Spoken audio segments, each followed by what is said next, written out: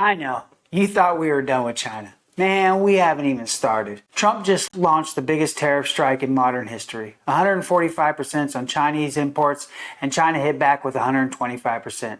And yet the most critical industries, totally untouched. No tariffs on iPhones, no taxes on semiconductors, and not a single restriction on Chinese pharmaceuticals. Why? Because whether we like it or not, America still needs China, and Trump knows it. If you're done with globalist nonsense and ready for straight talk, subscribe to America's Geopolitics. And don't forget to check out the links in the description below. All right, let's break it down. Trump went nuclear with his tariffs, 145% across the board.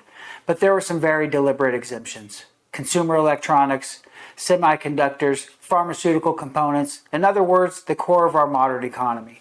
And this wasn't an oversight, it was a signal. We're going to decouple, but we're not going to collapse in the process.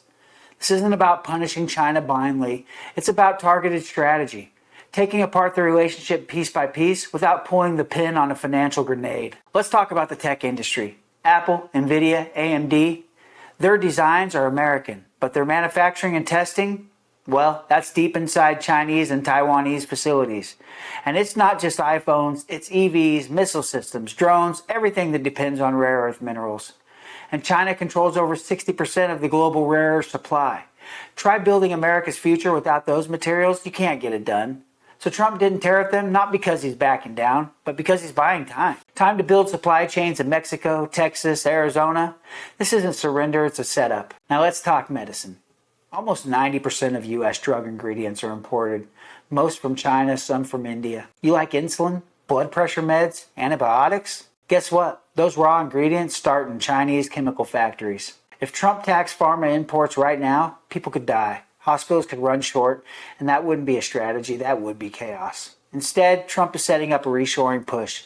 Incentives for U.S.-based drug manufacturing, new tax credits for domestic chemical production, and he's doing it quietly because when the tariffs do hit pharma, he wants the factories to already be online. And here's what everybody's getting wrong. They see exemptions and think, Trump's going soft. Oh, he was the one to bow. But that's wrong. They're looking at it like this is a trade spat, but it's not. It's a calculated decoupling. Trump is rebuilding the American system while still using China's until we don't have to anymore. Think about it. Hit cheap consumer goods hard? Yes. Protect American tech firms for now? Yes. Give the pharmaceutical sector room to breathe? Yes. But the clock is ticking. And Trump's telling every industry, I just bought you some time, but you better damn well use it. These exemptions, they're not forever. They're a final warning. Trump is saying reshore, rethink, rebuild, because the day's coming when nothing gets a pass. And if U.S. companies drag their feet, they'll find themselves cut off not just from China, but from their own damn customers. This is Trump's new model, economic nationalism on a timer.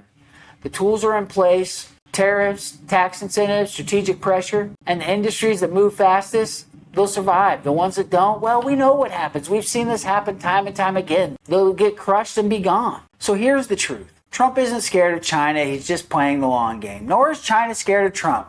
Because cutting off your rival before you rebuild your supply chain, that's not strength, it's just stupidity. This isn't about retreat, it's just about repositioning. And when it's done, America will finally be free of the system that made China rich. Of course, it is the system that we built, but hey, can't be perfect. If you're done with globalist nonsense and ready for straight talk, subscribe to America's Geopolitics. And don't forget to check out the links in the description below. This is Frank for America's Geopolitics. See you next time. Man!